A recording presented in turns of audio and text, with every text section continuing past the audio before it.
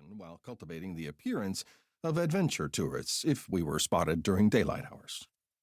That was, however, where the concessions to discreet appearance ended. Our true intentions were betrayed by everything else we currently wore. MC-6 main parachutes tightly packed into bulky containers on our backs, with T-11 reserve parachutes across our abdomens.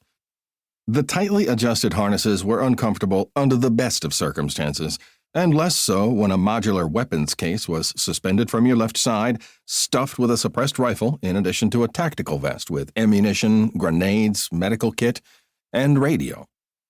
The coup de grace to the entire configuration was the heavy civilian hiking packs secured to our harnesses by virtue of a quick-release system, and currently pressing down on our thighs as we sat on the aircraft's canvas fold-out seats. And if the collective weight of all this equipment wasn't sufficient to motivate us to exit the aircraft in the most expeditious manner possible, then the fact that we all had to piss like racehorses after gearing up over 3 hours ago in Burundi most certainly was.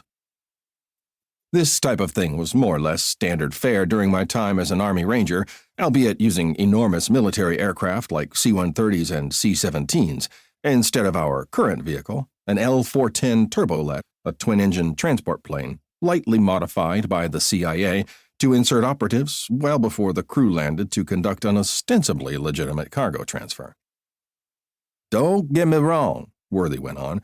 "I don't like high-altitude free falls either, but at least it's civilized. I don't go in for this static line shit, man." "Relax," I told him. "The OSS used to infiltrate with low-altitude jumps all the time." "Yeah," he agreed, before countering my point with his own sage observation. "They sure did. In World War II. Beyond that, it's only worth the risk for airfield seizures. And I don't think we're in any danger of getting tasked with one of those anytime soon. Do you?" He wasn't wrong, I thought. I replied, "I'm with you, brother. I tried explaining all that to her, but she wouldn't sign off on a free fall, so here we are. And look at the bright side. The closer we are to our objective, the quicker we're on the way out.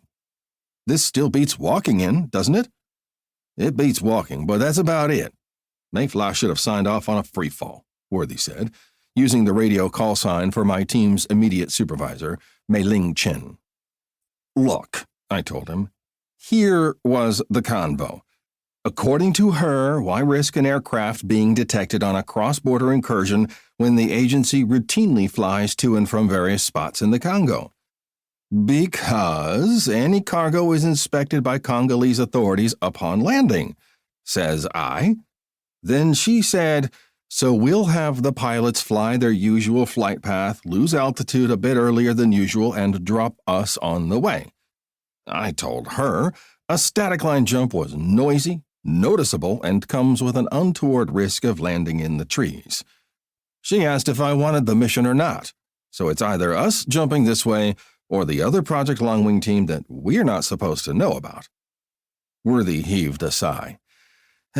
She just wants a low-altitude airborne insertion for her resume." "That'd be my guess," I acknowledged. "And it's pretty hard to get that notch on her belt because anyone with half a brain would be flying a lot higher right now to do a free fall." My soliloquy ended with a hand touching my shoulder, and I looked up to see our flight's designated loadmaster leaning down to announce, "We're about to descend. 10-minute warning." He returned to the rear of the aircraft, making way for a second member of the aircrew, our airborne safety, who moved in the opposite direction. I gave Worthy a helpless shrug. "Well, that's my cue." The aircraft descended as I struggled upright under the weight of my gear. I ran my hand down my static line, a length of yellow webbing that draped over my shoulder and ended in a snap link secured to the carrying handle of my reserve parachute. Unhooking the link, I reached up to clip it over a braided steel cable running the length of the aircraft. Then I formed a bite in the webbing so I could slide it along the cable as I waddled toward the tail, leaning forward so I didn't fall ass over tea kettle as the bird continued its downward trajectory. The loadmaster was waiting just aft of the closed jump door, and I handed him my static line before turning to face my team. 10 minutes! I shouted, extending both arms with fingers spread.